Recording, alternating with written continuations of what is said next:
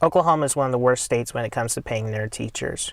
Right now, teachers are heading to other states where they can make at least an extra $10,000 to $15,000. This budget crisis is affecting many teachers that are still here. This is the struggle of teaching. Can we hang on to our celebrations until afterwards, please? I actually wrote my ticket on the part.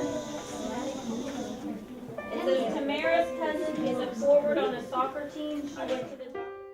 I don't think that our legislators and our lawmakers and the people that are making all these decisions see the relationships that teachers have with their students, the gap that they're bridging for their emotional needs that they may not be getting at home right now. I don't think they see education as important anymore. It's kind of all been put on the back burner, and the teachers have been put on the back burner too. It's rather disheartening, and it's not just the pay raises, it's the lack of funding for the children. It's the curriculum that we don't have.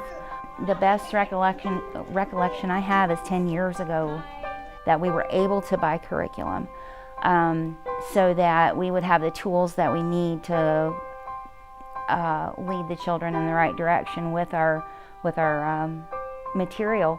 And it makes it very difficult when the teachers are trying to come up with the appropriate tools that would be like telling a builder that you want him to build you a house, but he can't use any wood or nails or hammers.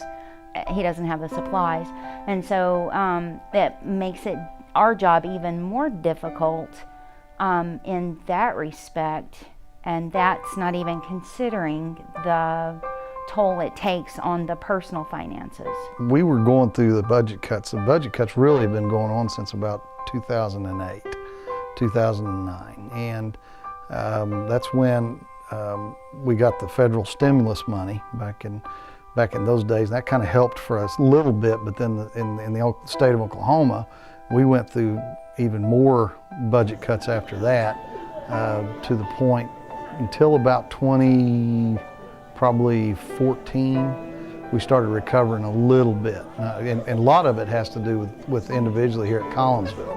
Our population has grown, our student population has grown, and we've had more homes being built around here, which has increased our ad valorem or property taxes. So that's helped us within the last few years. But as far as state aid, it hasn't.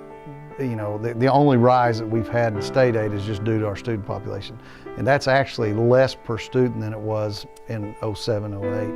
On a personal level, as far as how it affects the teachers, I think they struggle somewhat with the idea of being underappreciated.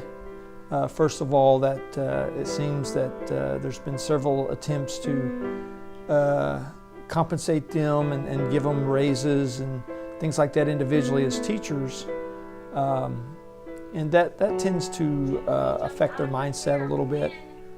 But they have been really great at persevering and knowing that the calling on their lives really takes precedence over any monetary value. And our teachers here do a great job of just putting students first, knowing that they do have a calling to be a teacher, and that to them that's what's most important. Especially when you have single parent teachers, you know, teachers that are single parents with multiple kids, and we have a few like that. Almost, and I don't have any data or research to, you know, tell you 100%, but almost every one of those that I know of have another job. It's very difficult. You have to cut a lot of corners. You live month to month, and that's when, about 2 years ago, my youngest is in high school, I decided I needed a part-time job and ended up with 2 part-time jobs. JC is a freshman at Collinsville High School. She plays, she's a very talented soccer player. She plays on a competitive team, which is why I initially started with the first part-time job to cover the cost of it, because it's very expensive. She travels a lot. She's on a regional team that goes in between lots of different states. She doesn't compete just in Oklahoma. I've thought about moving states because other states pay much more, but my daughter is settled here, so this is where we'll stay, and my home is at Collinsville schools. So yeah, there's been times when it's crossed my mind that I need to get out of teaching and do something else career-wise, but again, it's just one of those things. This is where I'm supposed to be. Miss Rupe, being a teacher, she's able to get into the classrooms and she knows exactly what each teacher needs because she is a teacher. So she goes above and beyond to do the little things that would help a teacher get ready for the next day. But also here at the school, she's a lead teacher. She puts in a lot of extra time and work and just is a model teacher in the classroom. She uses a variety of methods and strategies to make sure students are successful.